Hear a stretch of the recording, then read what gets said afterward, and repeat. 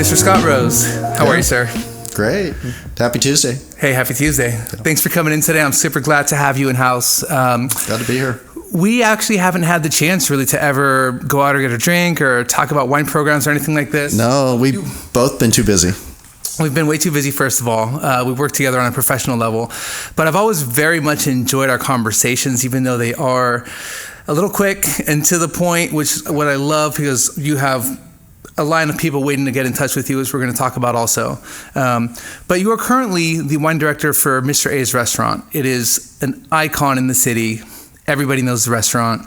Probably, I don't know how many times it's won the best award for hottest date spot and one of the best restaurants in the city. So I want to talk a little bit about how you got into your role as the current wine director there. And, you know, anything else that we kind of veer into is going to be up for grabs. So if you wouldn't mind, just tell us a little bit about how you got into the industry and how you got into wine to begin with. I got into the restaurant industry as a teenager. My parents had this crazy idea to invest in a restaurant and open a restaurant, you know, in the 80s, in the early mid 80s. Horrible financial decision on their part, but... Where was this? This is back in the Palos Verdes Peninsula area, so, you know, just outside of LA. Okay. And, you know, they were both people. They were, you know, loved entertaining and loved being around people. The restaurant itself wasn't a long-term success, a short-term success, but just that notion of wanting to make people happy, you know, which is essentially the hospitality industry in a nutshell. Did you work in this restaurant together? Yeah, different jobs. I was, this is pre-labor code kind of stuff, you know, I was 12, 13, 14, 15, 16, you know, so dishwasher, prep, you know, I wasn't like a line cook, but prep, a busser, you know, hosting, that kind of thing. So it wasn't a super big place, you know, it sat maybe on a good day, like 60, you know, people, but got into that and just stayed in the restaurant business thereafter. I moved to San Diego in 1988. And, you know, was a server here and there, and then really started getting into wine in the early 90s. I had gotten tired of beer, which is ironic since San Diego became like one of the beer capitals of the world. You know, I was just a little too early, I guess. So I got tired of beer, and this is before Stone and Ballast Point had like really reared their head and made San Diego a beer capital, and thought there must be something else out there. Well, little did I realize, you know, with wine, it just never ends, you know. So was fortunate to have a good mentor in that regard, a gentleman by the name of Luck Tong. And he was one of those guys who would think nothing of cracking open a Heights Martha's, you know, on a Thursday night, you know, after work, just because. And he wanted other people to taste the excellence of a lot of this stuff. And most of the stuff I really first got into was California stuff. You know, and at that time it was California Chard, you know, and Cab. Pinots were starting to really come on board, but back then, this is the late 80s, early 90s, there were a handful of great Pinot producers, and they weren't household names at that point, you know, and they were still making, you know, 200, 250 cases for a lot of those wines. And fortunately still are. Yeah. You know, there's a lot of vineyards that aren't producing a lot, and that's great. But there weren't as many Pinot Noir producers, as many great Pinot Noir vineyards. I mean, Santa Rita Hills at that point was like a distant pipe dream. I think you had just Sanford Winery had like started scoping that out, but it wasn't really developed. Now, what restaurant was that? Where you were at? I was at the fish market, top of the market, downtown San Diego. Gotcha. And was going to UCSD simultaneously, doing a full load there. I was married with 2 kids. So I was getting like 2 to 5 hours sleep a night. Those days are a blur. I really, you know, other than knowing where I was supposed to be, I really don't remember much about them. Yeah. But I remember having the wine bug enough that once a week when I was at UCSD, I would skip a class, you know, and go wine shopping. And we had a little tasting group there. It was about 10 to 12 people strong, you know, after work. And it wasn't about getting blitzed. It was about just tasting what was out there in the marketplace. And so I would go that once a week and I would hopscotch around. I'd hit Cardiff Seaside Market. I'd hit Wine Cellar and Brasserie, Vintage Wines, the Wine Bank downtown when Brian and Mike owned it, Holiday Wine Cellar over in Escondido. And I would go around and also Jonathan's in La Jolla, the old market. It was on Fay. Great selection there. Is it still there? It's gone. It's gonzo. But they had a great selection of vintage ports. You could find, Diamond Creek stuff there. You could find, not old, you couldn't find older stuff there like you could at Holiday Wine Cellar downstairs. But you could find newer stuff that was hard to find. I remember seeing like Hartwell and Grace family stuff there, a Diamond Creek Lake Vineyard, which is, hen's teeth these days. And they would have it, new vintages. So, the tasting group, as a server, I always had like $200, $300 in my pocket, and it was kind of a slush fund. And so some days we were tasting about 4 times a week after work. Oh, wow. Yeah. And some nights it was, okay, we're going to taste through, back in the day, $10 Dry Creek Zins, and I would pick up like 7, 8, 9, 10 of them. Yeah. And it's like, okay, you would get a good, accurate portrayal of Dry Creek Zinfandel for this vintage. Back then it was early 90s, 91 vintage, which was great. And other nights it was like, okay, we're doing 1 big bottle or 2 big bottles. And back then in the early 90s, this is before the Japanese luxury market had really taken off. So you could still pick up first growth Bordeaux for $100 or less. So Latour at that time was the priciest. It was right around $95 to $100, depending on where you picked it up. Margaux, $85. Mouton, $90. And yeah, not cheap then, and definitely not cheap now. But yeah, but it's less than $10 a head if you have a group of about a dozen people, yeah, right? Exactly. And how often are you going to taste that kind of stuff? And so we were doing that 4 times a week. And the theme just kind of varied on what I would find in the marketplace. And once I started doing that for a couple months, you get a pretty good idea of what's around, what's not around. Oh, I'd really like to get this. Is it going to be here when I come back next week? Right. And some things were always there. And some things you're like, hey, I got to pick this up today. So this is what we're going to taste tonight or tomorrow night, whatever. So the tasting group got really good at figuring out, what we liked, what we didn't like, and why didn't we like it, or why did we like it? Was it gratuitous? Was it, super to the left or super to the right? Was it super demonstrative? Scott, talk to me about the group. Who's in this group with you back in the day?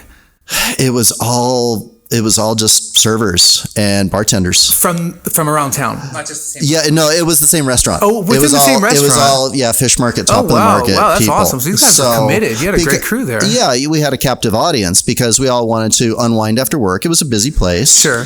And I'm just saying, I think there's a difference between wanting to unwind after work and going to get a beer and a shot versus having a dozen people who are like, let's see what type of variety we can get with, the best bang for our buck and get some cool wines and go taste them and assess them. Like that's a big difference in group, right? That's amazing. Yeah. And it's, as you know, the older you get, it's tough to get a committed tasting group together. Absolutely, you're dealing with kids, schedules, whatever. And it was a priority at that point. We were all in our early mid-20s, and it was just the most convenient. We weren't there for like 3 hours at a time. It was pretty fast. It was usually no longer than an hour. Which we all could do, because if we weren't tasting there, then we would have gone to go get a beer and a shot, probably. Right. At the waterfront, or Aero Club had just opened up at that point, that kind of thing. Love it. Yeah, that's going back a couple days. That was really, really formative. And it really helped to kind of develop my ethos of, okay, is this wine worth the price? Would you get it again for the price? Is it showing well? Is it not showing well? What can you take away from this wine? What are the main things? Was the body great? Was there one bright fruit star that, super, super plummy, super grapefruit? What was the big takeaway? So if you're talking to somebody about the wine, whether it's guest or a friend, you know that they love cracked black pepper in a wine, and that wine had it in spades. So you're like, I got a wine for you. Who is teaching you guys to approach the wines this way? Were you in a court of master sommeliers or something at this point, or was it the mentor that you had? Like, No. how are you guys knowing to be so systematic about this? There were some people who there was this one guy, his name was Rick, and he had a fairly decent palate. He'd had some experience with French wines in the past, and he was usually someone you could count on if you didn't know, if someone during the shift or a guest had a question about a certain wine and you hadn't tasted it. He was usually a pretty good go-to for stuff. He had good memory and a decent palate frame of reference. But I think what ultimately came out of the group is that we didn't know what we didn't know. And so there was very little that was presupposed. So it was like, why is this wine tasting like this when it got opened versus 30 minutes later if it was still left? Why is it you developed this like crazy aroma, or did that barnyardy funk blow off, after 5 minutes, or is it still there? Why is this? Why did this fruit become brighter? When the wine warmed up, did we keep it the same temperature the whole time? Did the wine warm up if it was a white? Did we keep it in an ice bucket? Was it too cold? That kind of stuff. And so we were kind of, for us, reinventing the wheel. We didn't have some person lording over the proceedings guiding us through. We kind of self-guided and what worked and what we didn't like. And, there were some days where, someone loved a wine and someone hated a wine. And we would ask them, why do you love it? Why do you hate it? And, it just comes down to preference. Mm-hmm. Some people love that green bell pepper, in a Sauvignon Blanc, and other people are like, yeah, it's a flaw. And it's, it is, at the end of the day, it's what you like. Right. So it was an interesting experience. Yeah. For a couple of years there, I'd say it was about 2.5, 3 years that we had this tasting group. That's Solid. Amazing. Yeah. I bet. Do you have any wines that really stood out for you during this time? That kind of marked you as like, holy crap, this is, I knew you already had the wine bug, but was there a couple that just you guys look back on? There were a couple DRCs back in the day. And like that's the thing. So I talked about first growths, which are kind of a marker. They were all $100 or less. I picked up Latoche and Richebourg DRC. I think the Richebourg was $220 a bottle, and the Latoche was like $285, I want to say. And this is early 90s. Obviously, that's not to be approached, in our lifetimes or whatever. That ship sailed long time ago. But we were drinking, a lot of the late 80s cabs from Napa, so 86, 87 vintages, which were phenomenal. 88, not so much. 89, not so much. And then the 90, 91 vintages came around, and they were really formative vintages. And for people who were just getting into wine, you couldn't ask for better vintages to start with. They had structure, they had fruit, they had balance for the most part.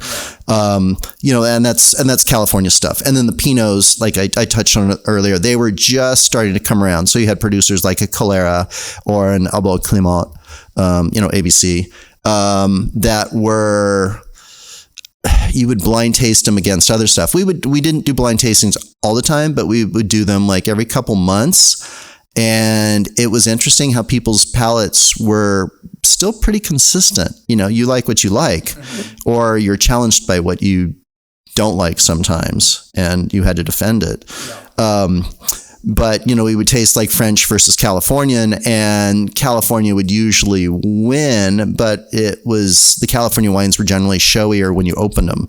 We weren't decanting anything. We weren't dealing with really old wines, but we weren't decanting anything, and we didn't have 3 hours to let a wine blossom. Mm-hmm. It was true restaurant, curtain goes up, lights go on, wine's got to perform. Right. It wasn't what I call a holiday wine, where you open it at 10:30 in the morning and you throw the turkey in the oven and you come back to it at 4 and you're like, oh, this is drinking really nice. And then you come back to it again at 7:30 when everyone sits down for dinner, and the wine's been open 9 hours. I mean, there are wines that need 9 hours, sure. But we didn't have that luxury, So, good stuff. Good times. Okay, so you're there for a couple of years. You have this epic tasting group. Are you going to Mr. A's after that, or was there somewhere in between? No, so I was there for roughly 16, 17 years doing the wine list. I loved it, but I also I trained during my tenure there. I trained 2 other people to be able to do the wine list. So that meant sitting in with me for like a year, tasting, learning to taste, learning your palate, learning to buy things for other people's palates. If it were up to me and I was just doing lists for myself, stuff at home, it's all mountain fruit, Cabs, Bordeaux, dry, tannic, dirty, earthy. I'm not into fruit bombs personally. However, you have to have everything for everybody when you're doing a list, right. Price-wise and style-wise and performance-wise. And so I trained 2 people to do it because the wine list was great and doing that was great, but it kind of inhibited me from being able to pursue, management opportunities and whatnot in my field. So you were strictly the wine director?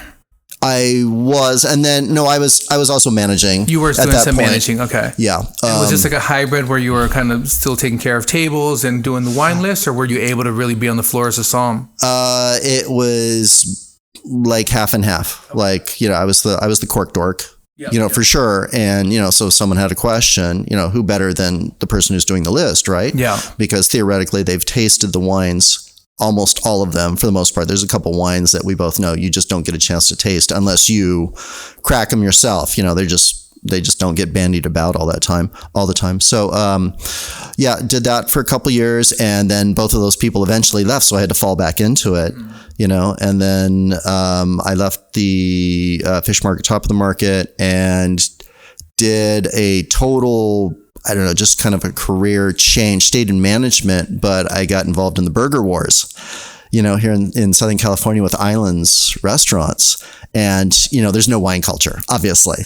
It was beer and brew. And, that was fine being a beer guy, originally primarily a beer guy. And it was a different challenge, totally, not fine dining, but it was still hospitality. It was still making people happy, whether they were coming from the soccer game or going to see, Batman, The Dark Knight 44 or whatever, was out at that time. And, certain things remain, but it was always a blast when someone would bring in their own bottle of wine. And occasionally someone, this happened every couple months, someone bring in a nice bottle of wine to Island's restaurant. And I'm like, oh yeah, great vintage, boom, boom, boom. How's that cocoa powder coming out in the blueberries? And they're like, what? I only got to pull that on a couple people a couple times, but the look on their eyes, like shocked, like anyone even knew how to pronounce, Pichon Lalande or whatever it was they would bring in. It was pretty hilarious. And then realized I missed the wine thing. So after about 4.5 years, I said, okay, I've done enough of the burger wars and the casual stuff. I really miss my calling with the fine dining aspect. And obviously wine is a huge part of that. Mm-hmm. And so fell back into it, started working at Mr. A's, been there almost 9 years now. We had the previous owner, Bertrand Hug, who's, been a mainstay in San Diego for decades, since at least the early 80s. He does still own Millefleur up in Rancho Santa Fe, and he owned Mr. A's at the time as well. And, he was getting older and spending a little bit less time at Mr. A's. He would do his day thing because he lived up in Rancho Santa Fe. And so he was doing his thing at Millefleur's, and he would drive down a couple times a week to check on us, make sure we hadn't burned things down and totally destroyed all his goodwill that he'd built up over decades.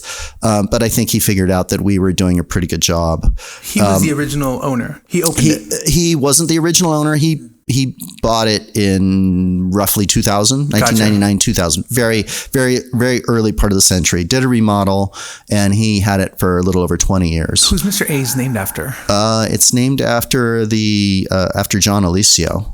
So he was the original owner? Yes. Gotcha. Yeah, I remember the Alicio family, which is well known, well respected here in San Diego still. So I believe he at one point owned the Caliente racetrack over in Tijuana, among other, things. But it was big into horse racing, and the family's, fairly well known here in San Diego for their philanthropic, pursuits, as well as, owning Mr. A's for years. So Bertrand takes it over in the early part of the century. He took it over and ran it, and he was doing the wine list the whole time, and the one at Millefleur. So there was some overlap with wines, right. And primarily French, and, smattering of California, because, we're in California and the stuff sells. A little bit of Italian, a little bit of here and there, that kind of thing. But a lot of it was primarily French. And so I had expressed interest once getting hired at Mr. A's. Hey, I'm interested in wine list. I was kind of the de facto floor somm anyway at that point, since I had a little bit more knowledge. There were and still are a couple people on staff who had their certain somm credentials or whatnot. But it's a little different when you taste a wine and it's a new vintage versus going back and saying, oh yeah, I've had all the vintages going back to 84, or whatever, whether it's Bordeaux, whether it's, some Nebbiolo or whatever. And so usually you have a little bit more respect, or you have a little bit more, you can add some levity to, the conversation. Right. And I had that. I had really good memory, and still do, with older vintages, textures, predominant flavors, and it comes in really handy when someone brings something in these days. And, you open some of these older wines, an 89 Bordeaux or an 86 or something like that, and it may be something you haven't tasted personally in 20, 30, whatever years. Maybe you tasted it when it was brand new. And it's interesting. So there's like a 90 Chateau Montrose Saint Steph. I remember tasting it in like 92, 93 when it got released, and the thing was tight as nails and just aggressive. And you're like, okay, I don't need to taste that again for 25, 30 years. And lo and behold, so this year, I hadn't tasted it since then. Yeah. Lo and behold, people bring it in 3 different times this last year in 2023. I'm like, oh, okay. And it was like an old friend. It was like, oh, hey, here we go again, and the thing has still not relaxed one bit. It's still muscular. It's still brawny. It's still tannic as you know what. Really? It still needs another 15 to 20 years. What? Easy. And there's only a couple wines I've had that are like that, not including vintage port. Mm-hmm. But there's just some things that are just, man, they're forces of nature. That's insane. And it's 30 years and still not there. And it takes you back. You know how you get that sensation when you smell something you haven't smelled, in decades, whether it was grandma's apple pie or just a certain aroma. It reminds you of childhood, and it takes you right back. Mm-hmm. But it's the same thing when you taste that wine.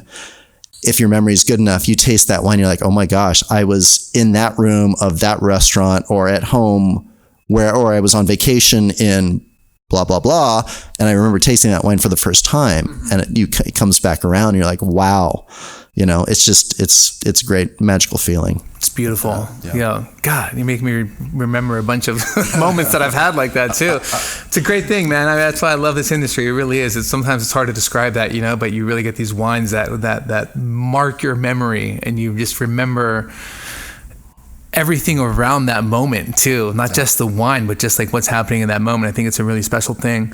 Okay, so you're there. Bertrand's currently doing the list. You're obviously a seasoned sommelier, wine director at this point. How do you kind of move into the position? I started tasting with him. I would drive up on Wednesdays, and I always traditionally have tasted on Wednesdays.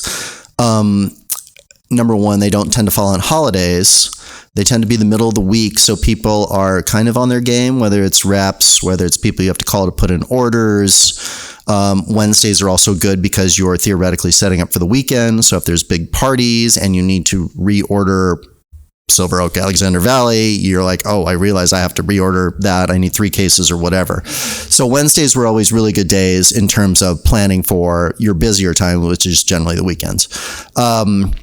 And if you had to replace something, and we saw this a lot with COVID, but anytime you've dealt with wine list where you have imported stuff, especially by the glass. Mm-hmm. So for a lot of places, that's Pinot Grigio, or Champagne or whatnot.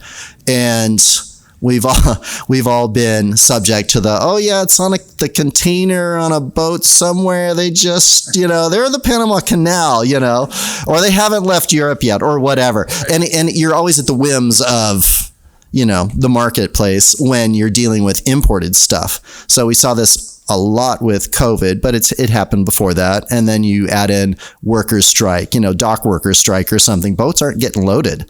Meanwhile, you're like, I'm down to like one case of this Pinot Grigio, and you're talking to the rep or the distributor, and they're like, yeah, we've got an order for 150 cases or whatever, but yeah, we don't know when it's coming in. And so anytime you've got anything imported on the list that's high volume or by the glass, you really have to have kind of a backup to the backup. Yeah. So getting back to tasting, I was tasting with Bertrand up at Mille Flore on Wednesdays, 9 a.m., boom, sharp, not awake, but, there's nothing quite like slipping into some, Tignanello at, 9, 10 in the morning. Yeah, it beats coffee for the most part, not always, but yeah, it beats a lot of stuff.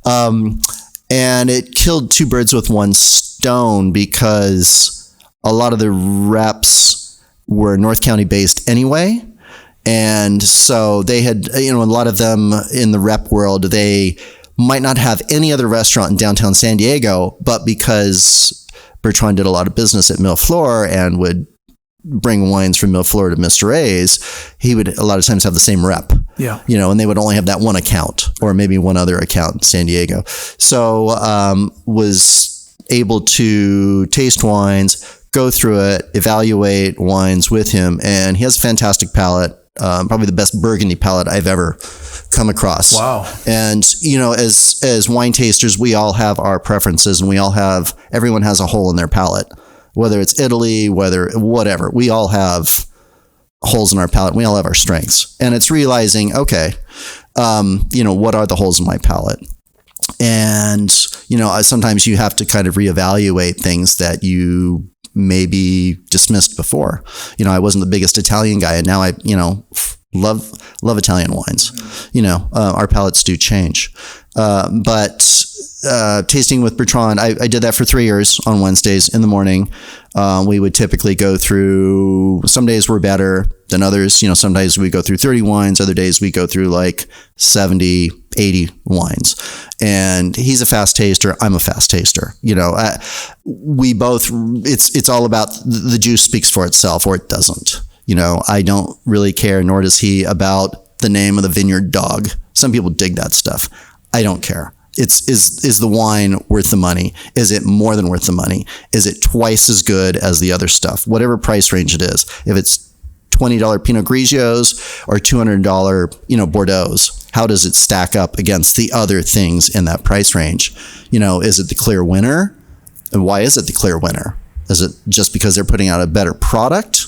Or is it showier right off the bat and it's not as tight and needs time to unwind?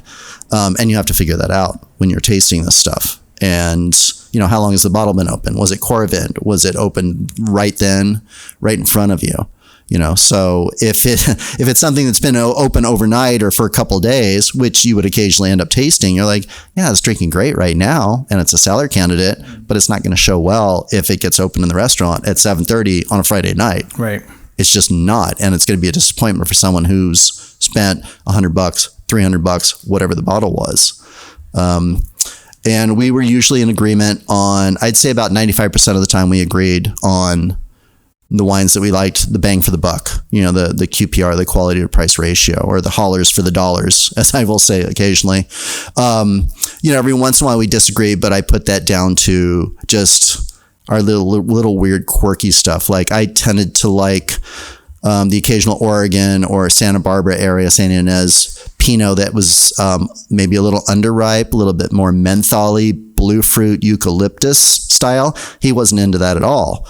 But yet he tended to like, a couple French wines that, might be, to me, a little out of balance. They could be tannic, that's fine, but there was nothing to grasp on. There was no fruit ledge to cling to, like nothing. No cherry, no plum, not even lean. And so, about 95% of the time we agreed. And it's like, yeah, let's pick up this wine. So a lot of times, it was great if it was something that we knew wasn't going to move. For example, a Cornas, for Northern Rhone, they're not flying off the shelves. Right. Unfortunately. Yeah. I wish they were. But if it was something we really liked, it's like, okay, we'll split a case. So we'll pick up a case of it. I'll take 6 bottles, from Mr. A's, and we'll keep 6 bottles over here at Mill Floor. And if it moves at one place or the other, then you could just transfer it over or whatnot. And there were certain wines that would sell there that wouldn't sell at Mr. A's, and vice versa. There was some overlap with the clientele, but not 100%. And so we did that for 3 years. He decided to sell the restaurant. And at that point, it's like, okay. So I had some definite ideas about the list and where I wanted it to go. There's been a changing demographic in our neighborhood of Bankers Hill, which is such a great neighborhood. I mean, you're right next to Balboa Park, one of the great urban parks in the world. We are a 5-minute drive to the airport. We are literally like a mile to downtown San Diego. Little Italy is less than a mile. But Bankers Hill is this quiet area. You've got Hillcrest on one edge, which can be wild and crazy. You've got the Gas Lamp in downtown and Little Italy on the other edges, which can be wild and crazy. So if you want to find trouble, you can find it. And Bankers Hill had, been kind of one of those, I don't want to say forgotten areas, but, mostly residential. But in the last 10 years, the density has increased with the townhomes and the condos going in. And when I first started working there 9 years ago, a lot of the condo townhome owners were more second home, vacation home, retired people. And that's not the case anymore. It's young people, maybe in tech, whatever, definitely professional, plenty of money. They have their Sub-Zero fridges and appliances, but I don't think they use them. They will hit us pre or post dinner or for dinner on their way to sushi or on their way to the Old Globe or, on their way to a concert or something like that. And so where our average clientele was maybe early 60s, late 50s, now we've got this huge influx the last couple of years of people who are in their mid to late 20s to early 40s, maybe have kids, maybe don't, but have lots of dispensable income. As we all know, it's not inexpensive to live here in Southern California or San Diego. And the wine is a natural vehicle, for them. So you can only have so many martinis. Let me ask you something about that, because that's super interesting. And I hear this a lot around town also. You just very precisely describe the changing demographic, at least in your neighborhood. But how does that translate towards the way that you're managing the wine program and the items that you sell? Are you still seeing, I think we like to think of this older demographic that was still very wine driven, and they're able to spend and have been used to spending a decent amount of money on nice bottles, right? It's their way to celebrate. Are you still seeing that with this new demographic? I feel like a lot of these, just like you mentioned, people come in, they want to come in for a quick cocktail, they want to come in for the view. They maybe don't want to, correct me if I'm wrong, but they maybe don't want to spend $300 to $500 on a bottle of wine, even on a special occasion. What are you seeing? How is it affecting the way that you manage the program? Seeing a little bit of everything. You still have the old guard coming in with their 61 Moutons, or their 82. From their cellars. Usually from their cellars, yeah. And we have a couple older things like that, big guns, but a lot of times people are bringing that stuff in, and we're honored to have them bring that in. They've been holding on to that stuff for a while, for a special occasion usually. We've got younger people, that 28 to 45 demographic that are interested in wine, and they do have that income where they can splurge, a little bit on a bottle, and they're curious. They're like, hey, I've heard great things about Barbaresco or, Red Burgundy, whatever, and you kind of guide them through it. My thing has always been about bang for the buck for the price. I don't really care if I'm selling a $60 bottle or a $600 bottle. What you want to do is make sure that the guest is comfortable with their decision after you've, asked them a few questions, and tried to steer them or guide them to whatever it is you think will complete their experience the best for that particular night. And you get a young couple that comes in and not necessarily looking to rake them over the coals. They will say something like, hey, we want to try Bordeaux. We had something for the holidays and we loved it, and we want to spend this much roughly, and that's fine. You want to get them into something that's drinking great, that's not too aggressive or too far to the left or too far to the right. Whether you don't want it to be too fruity or too dry, you want something that's balanced. And they'll earn your trust after you match them up correctly with whatever it is and whatever price range it is. And so you get people, whatever, expense account doesn't matter, or they just have that income where they don't bat an eye at picking up something that's $300. Right. In fact, they might pick up another bottle that's that, right, and may leave half of it for the staff. They just wanted to taste it because they've read about it, or had friends talk about it, but they can't get on the mailing list and they can't get it. You're right. So it's been interesting. We definitely have a great cocktail program, but the wine thing is still very, very strong. I read and hear about certain generations not being into wine, but it's still a huge, mysterious world, and there's so much great juice out there. There really is. It seems like people are still willing to dip their toe in, whether you want to pick up that $15 bottle at the store or splurge on $150 bottle out on an anniversary with your bestie. Right. So. I think there's so much I need to say about all these things that you're breaking down. But on that point, I think one of the things too is I think people, I'm so glad we're having this conversation, and I wish more people would, open up the conversation about wine with their sommeliers or people like yourself, because obviously they're not going to have time to know your background like we're doing right now. But I think when you start trusting the person that is enabling the wine experience for you, there's just a completely different experience to be had, and you have somebody that you trust, and like you said, like you know that you're getting the most bang that you can for the dollar that you're going to spend there. And with somebody like you, who's at the front of that experience, I think people should know that, right? And I wish that there were more opportunities to have more professionals in the industry to be at places where they can facilitate this. I think that, there's the history of wine that it's a little snooty and it's a little pretentious, and hopefully that's gone away by now to a certain degree, especially with the natural wine movement. We can talk about that, what your thoughts are on that. But I think that I hope that the culture remains strong. I mean, even, sorry if I'm rambling here, but even for what you were saying, like you had a crew of 12 to 14 people at the old restaurant that were committed to going and buying wines after their shift so that they could deep dive into them and exchange tasting notes and learn these wines. I mean, I can only imagine like how knowledgeable and efficient that crew must have been. It seems like everybody had their finger on the pulse on the menu and how things are showing, how they're tasting.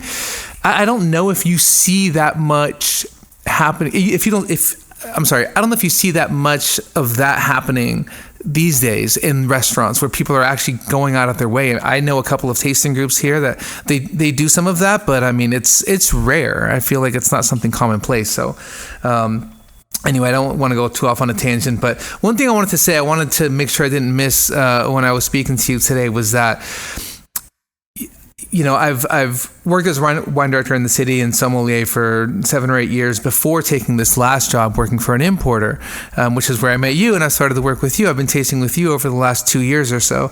And I really got to say that I very much appreciate the way that you approach your tastings and the way that you manage that. You know exactly where you stand when you're talking with you, when we're tasting. You're very clear about the things that you like and the things that you don't like, and what things might work well for the program and what things don't. You're very black and white about it, and it seems it's highly. I very much enjoy my tastings with you. I'm not just saying that. It's one of the reasons why I wanted to have you here, is that we can have very quick conversations. They're very efficient. I know what you like. I know what you don't like. No Mendici, no Pinot for you ever. Yeah, I've learned that a couple times. That's fine. But it's awesome. It's a great experience, and I think it's probably beneficial for the both of us, right? Like, I'm not wasting your time. Yeah, and you're very clear to me about the things that I should be bringing you and what we can hone in on. It's not always like that out in the marketplace. And And I wonder if you were always like that, or did you kind of evolve into this position? I think it's a skill that can be developed through years of tasting and knowing what you want, versus like maybe I think there's other scenarios where you don't really know where you stand with the people. You don't know whether even if they like things or not. And it's there's a lot of gray area in the middle trying to find what might work or what not for some programs. Yeah, totally. Not every program is the same. And my program is, like I talked about, the changing demographics. Like currently the list is roughly 80% hand sell. I don't have a lot of, Jordans and Austin Hopes on there and stuff like that. A lot of these producers are going to be unfamiliar, even to someone who is fairly well into wine. There's going to be stuff that they've never heard of because it's a new producer for me as well. They just picked up on my radar and I tasted through their 6 wines that they offer, their 2 wines or whatever. And I was blown away for the price, the price to quality. And so it's always, the wine list is always changing, whether it's vintages, the styles of the wines themselves. Having taken over the list here the last couple of years and with the changing demographics, I thought we were a little short on some Italian stuff and a little short on Spanish stuff. And, the strengths on the list were white Burgundy and red Bordeaux. Those, I thought we were a little short on Champagne as well. And so it was kind of the last couple of years have been about with the changing demographics and let's push the envelope a little bit. Let's make some commitments, see how quickly stuff sells, if it moves, if it doesn't move. And as we touched on earlier, Cornas, I love Northern Rhone. 9 times out of 10, if I've got to go to pick something off a list somewhere, it's going to be Northern Rhone. I just love those wines, whether it's a Condrieu or it's Crozes Hermitage or whatnot. But again, they don't move. So one of my best memories ever, sorry to cut you off, I just got to share it, is you're talking about Northern Rhone. And back when I was, in the buying position, I had the chance to go through the Rhone. I ended up in Cornan. I met Jean-Luc Colombo. We were at his house. They kind of threw me into a group of this distribution company from the UK, and they kind of threw me in there. I was with my ex-girlfriend at the time, and it was literally, it might have been the best wine experience I've ever had. He was cooking for us with his wife. His wife was at the time the head of like the Cornas Winemakers Association or something, so she was very much it was just very cool seeing their experience. He was running around the house. He was pulling old vintages from his cellar. He was breaking decanters. He was trying to cook ribeyes on the stove. He was doing all these things at the same time. I remember he pulled out like an 06 Terre Brûlée, I believe, from like single vineyard. It was just unbelievable. And I wish, I wish people drank more Northern Rhone, and somehow still it's just not a category that moves very much. It doesn't. It goes great with our entrees. Sure, I wouldn't pair it with the appetizers, right. But on our wine list, page 11, that's the Rhone page, so the Southern and Northern Rhone. Right. Personally, I like to have, one page for Southern Rhone and another page for Northern Rhone. Sure. But, Chateauneuf is really the only thing that sells, in volume on that page. Isn't that funny? Why is that? Why is it just just something takes off, right? Sancerre. Why is it? I never would have predicted. Why would Chateauneuf take off more than Côte Rôtie or Cornas, for example, even if they're in the same competitive price point? Something that happens, right? You got me. Yeah, you got me. So interesting. But and some things you can fight, and some things you can't. But with the changing demographics and the restaurant with the remodel and all that, it was okay. Let's expand certain parts of the menu and kind of dial it back. So, for example, California Chardonnay, I can't give it away. No one wants it, but it used to be the hottest thing. Really? Yeah, but now, or the last couple of years, I can't keep white Burgundy in stock. Go figure. Same grape, it's just perception, I guess. Yeah. And the prices on Whiteberg haven't come down either. Whereas California Chardonnay has kind of stayed the same. There's usually deals, you buy 3 cases and it's 20% off or whatnot. Right. The only deals I've seen in White Burgundy here in this last year, which is really surprising, is Chablis, like Premier Cru Chablis, great quality stuff, is, I'm able to pick that up at lower prices than I used to be able to. And I'm not sure why. Perhaps Sancerre has been taking away some of the luster, from Burgundy, and they want to get back into the swing of things in France, and sell more Chablis, sell more White Berg, with the perception of it and actuality of it being pricier, So we'll see. But it's trying to push the envelope a little bit and slowly and see if, we are selling more Spanish wines, but this doesn't really move or that doesn't really move. And it's a slow process. You pick up a 6-pack or a 3-pack or a case of something, and sometimes you just get that group that comes in, right, and they buy all of it. Right. Because they are just obsessive fiends and they can't find it where they live in New York or, Toronto or wherever they're coming from. Let me ask you something. You said that currently about 80% of the list is a hand sell. Yeah. How do you approach that? Because obviously you can't be everywhere at once. You can't be at every table that has the wine list open and approach them in time. So I know there's, I love how when I hear seasoned wine directors talking about the wine list as a tool for sales, but you're saying you have 80% of the list that needs to be hand sold. So how do you manage that?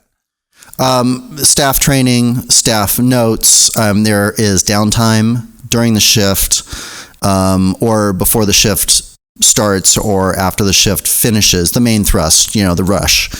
And you end up, maybe talking and passing about a wine note you posted on the backboard, or something you sold the night before, or something they sold that day. And, how did they like that Oregon Pinot? How did they like, whatever? Oh, they loved it. But then they switched over to something else. A lot of it is communication, and a lot of it is passion. I think we all recognize if you take the time to ask someone at a restaurant or in a wine shop about a particular wine, and usually you can tell, you can see the passion behind their eyes, or lack thereof. It's like, okay, there's certain wines that move that needle. Right. And again, it doesn't matter the price range. Yeah.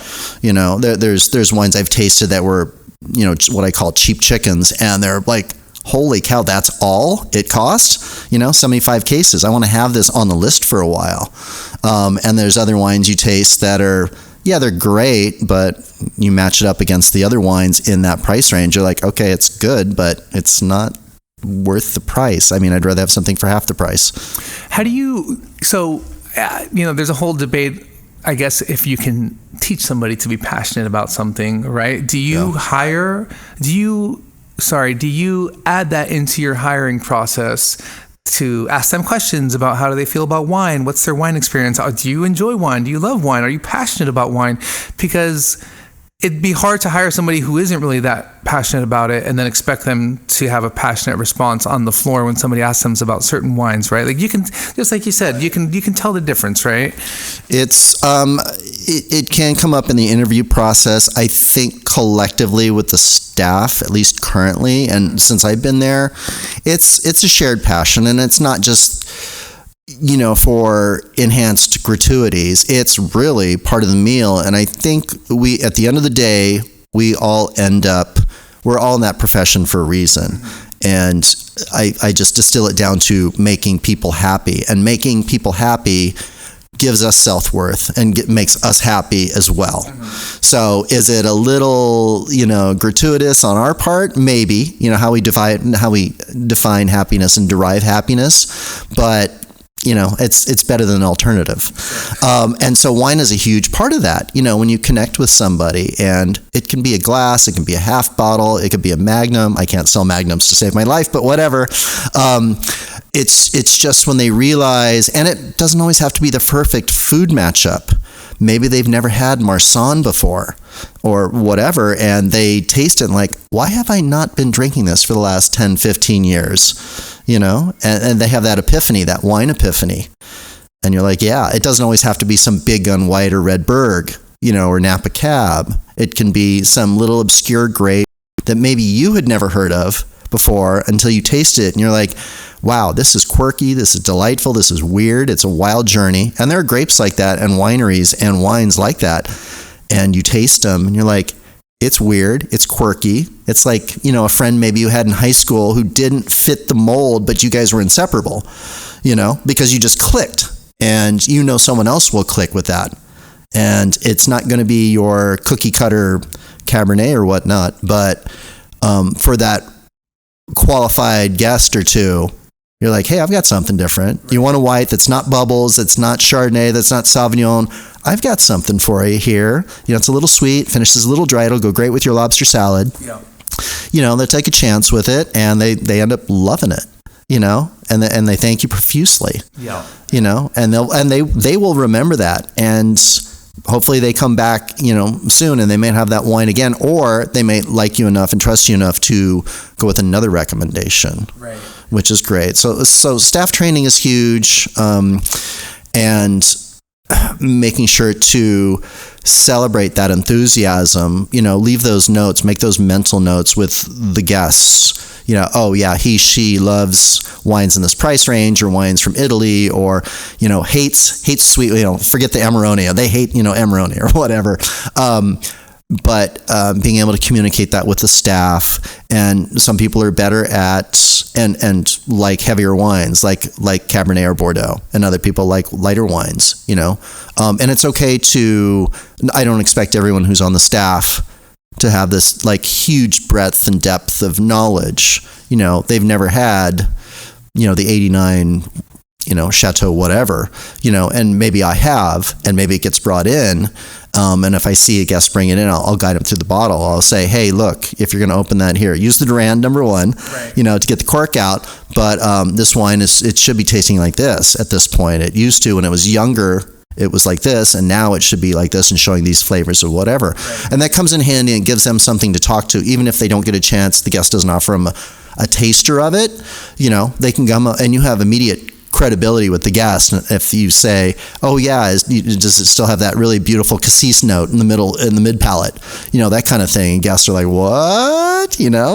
And your captain or bartender probably never had that wine, right, but it kind of opens up the conversation, right. And it's just great stuff. I love that, using the guest notes in that way. I always used to love to do that, and I would encourage the staff to please take notes on what they had that night, especially if it was didn't have to be an expensive bottle, but something that they liked or didn't like, just like you said, because then you could, how special is it when you have regulars that come back to the restaurant, and you can go to them and you can be like, I noticed, I remember that last time you guys were in here, you had a Pinot Noir from Burgundy. Do you want to say something within that same flavor profile tonight, or do you want to veer away from that?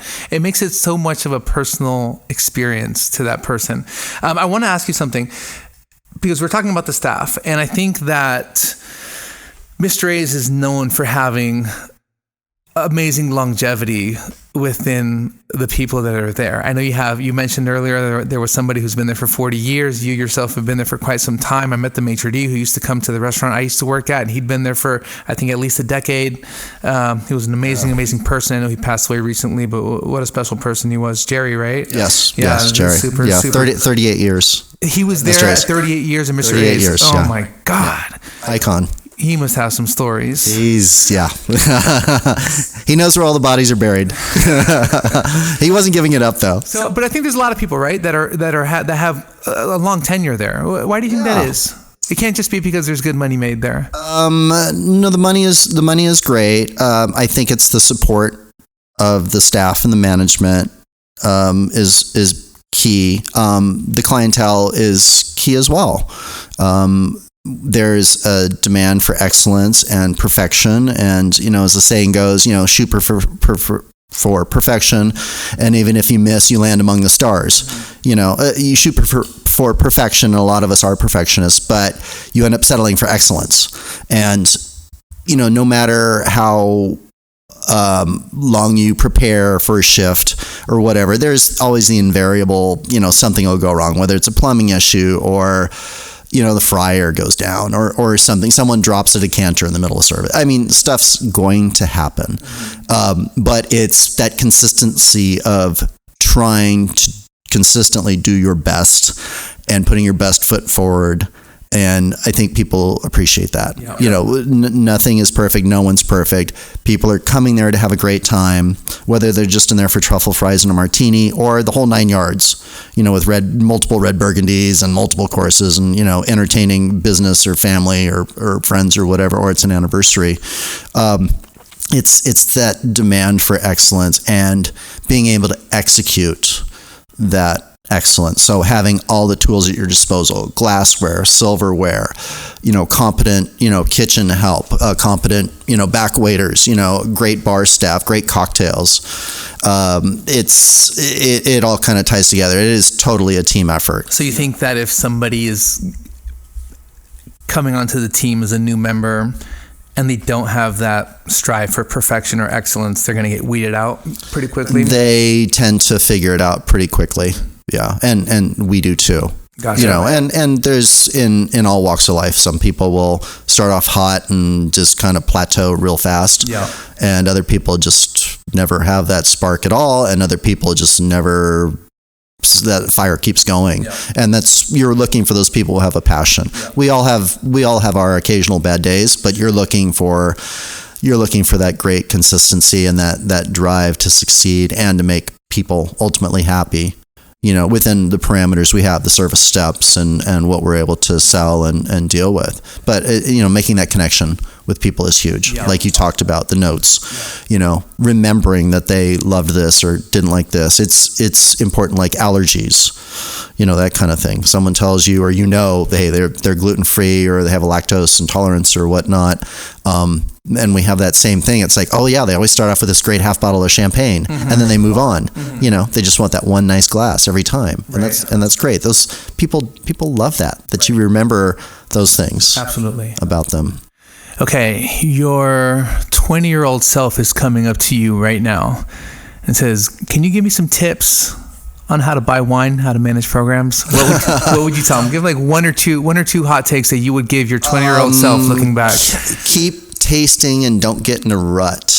So, you know, with the wine program, there's definite directions I want to drive it. And like I said earlier, push the envelope and see if it works. And you brought it up earlier to me, like, don't bring me Mendocino Pinot. It doesn't mean I'm not going to still keep on looking for it, because eventually I'll find one I like. I mean, I found Great American Riesling that took 32 years to find. Who was the producer? You know, at Tatimer. Out of, okay. Yeah, they're up there in San Ynez, Santa Maria area. You know who makes a really good one? Smith Madrone. Have you had their Riesling? I've had their Riesling. I thought it was really good. But Tatimer, this is Santa Lucia Highlands Riesling fruit. And then they've got the Kick-On Ranch, which is, I think, closer to Santa Maria. But yeah, you know, you just, every once in a while, someone turns a corner. Wineries change winemakers or have a new commitment. I mean, we saw this in Bordeaux in the mid 80s after, you know, Robert Parker went in there on 82 and, you know, anointed it like the greatest vintage since 61. Yeah, which may or may not be true, but you saw that investment and all these older Bordeaux properties that had kind of fallen into disrepair, weren't really making what you would consider quality wine. And a lot of, you know, there was a ton of investment bringing things up to, you know, the 20th century standards at that point, or surpassing, and making Bordeaux into the juggernaut it once was and now is again. Right. You know, it's just that rising tide lifts all boats. So you get that quality across the board. What else would you tell yourself?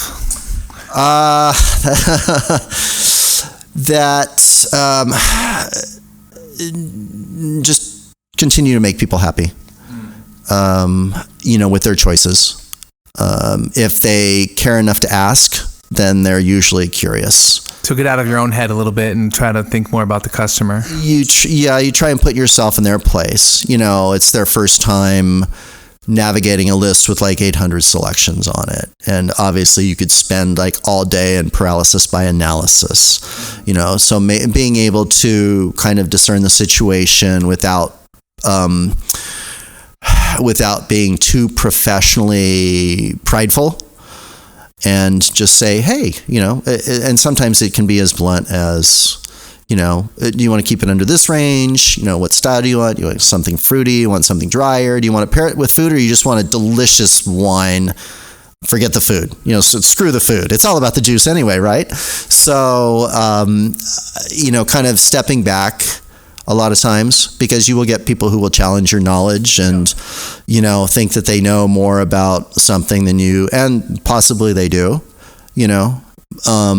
but, connecting with people on that level who are total novices and maybe they've never had a whatever wine before, and trying to connect them with that. And there's a lot of value in stepping back and trying to give them the absolute best experience. You want them to be happy, and you don't want to fumble it. So their palate may not be ready for the best wine on the list at that price range. Right. And just realizing, they're probably going to be happier with something that's a little bit simpler, that's showing really, really nicely right now and not too complicated, for the price.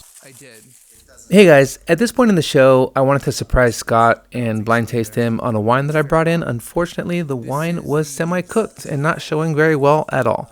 So that's a lesson for me to make sure to proof the wines before I bring them into the podcast. But I at least wanted to include this little segment to let you know what happened, and we're going to move on. Cool. Well, hey man, I still always have a blast tasting wine with you and appreciate the assessments. Is there anything that we left out? Anything you want to add? I know we covered a lot today, but I want to make sure we get you on your way. I know you have things to do. Yeah, you still, just got to keep tasting. Yep. And even if you're stuck in your rut, the vintage comes around and it changes. And, as we touched on earlier, producers change, winemakers change, styles change. As I've kind of observed, every 20 years, what was, like big oaky California shards, it was in favor, and then it kind of falls out of favor, and then it kind of comes back. Yep. Maybe a slight variant. Yep. We're seeing that right now with Napa cabs. There was the traditional, trail dust, eucalyptus, Iron Fist and the Velvet Glove. And then, we had the early mid-90s where it was, fruit bomb central, super ripe, super plush, super fruit bomby, and a lot of those wines did not age well. Yeah. And so now you have recommitted producers or newer producers coming in and saying, okay, we can have a little more fruit than we used to back in the 70s, 80s, and 90s, or early 90s, but not as much as like mid-late 90s, early 2000s. So structure comes back around. Right. And those are the wines that are going to last. Yep. So same thing with, Bordeaux. Burgundy, it's kind of a hot mess with global warming and what I call those microwave vintages, where you've got frost one morning and the next morning it's triple digits. Right. And you get these like 2020 and 2021 where you've got these really truncated growing seasons. You don't have the months that you used to anymore, and you've got to make these strict regimental decisions. It's like, yeah, we've lost 70% of our crop. What we made was fantastic, but we don't have much to sell. Yeah. And so that translates to restaurants. I love half bottles. Half bottles are perfect for the restaurant format. Like retail, no. But for the restaurant, you have so many people who are like, I just want, it's a party too. I want one really nice glass of white, for my appetizer. Maybe I'm having escargot. Yeah, great. Get a white Burgundy or get a bottle of Bubbles, nice little half bottle. And then you can get another half bottle of a Bordeaux, a Chateauneuf, whatever, a nice Brunello, to go along with your Ossobuco, to go with your filet, to go with, the duck, whatever. Right. They're just practical. Yeah, they're super practical, and people overlook them a lot. Yeah. And there are some great producers out there who you have to snap them up right when they get released, because it's a lot like Premier Cru white and red Burgundy. People are waiting for their Grand Cru Burgundies to come around, and what's getting drunk first. It's the Premier Crus. So I literally have had dreams about stumbling into these cellars for sale that are only filled with like Premier Cru stuff, but it's aged like 5 to 15, 20 years. Yep. And you're like, oh, thank goodness, because most of that stuff has already been drunk. Right. Same thing kind of with the half bottles. You have to get them early, and if it's a producer that you like stock up on them. Get 4, 5, 6, 7 cases so you have it, for a year, for 2 years. Yep. And as a wine buyer, as a wine director, it's nice to be able to, it's not even taking a chance, but take a position on wines that you love, that you know your staff can drive, can sell, will love selling, and you know the guests will love it, whether it's the price point or the style or how it complements the menu, or maybe it's a little bit of all of those, to be able to offer that. So I'm going to end with one thing actually that I almost forgot that we did with the last guest, and we're going to carry this tradition on. Is they ask the guest that's currently on the show leaves a question for the next guest to answer. So the last guest asked, it's kind of a general one, what's your favorite food? What if you could only eat one food for the rest of your life? What would it be? And then you get to ask a question to the next guest. It'll probably be a wine person, but you can ask whatever you want. Favorite food. Pretty much anything off the grill. I just love grilling. It could be a veggie skewer, it could be fish, it could be a burger. Okay. It's something about, and not a gas grill. It's got to be charcoal. Yep. Anything charcoal, and and then I start thinking about Bandol wines because I love Mourvedre and anything off the grill. Yep. Oh, such a good pairing. Lamb, fish, again, veggies. Yep. It doesn't matter. Hopefully all of them. Okay, and question for the next guest. Even or odd? Even or odd? Okay, I love it. Scott, thank you so much for your time, man. I super appreciate it. Thank you. This was awesome. I really appreciate your time. My pleasure. Thanks so much. Hopefully we can do it again soon. Hopefully we can. Yeah. Cool. Thanks, brother. See you soon. Thank you.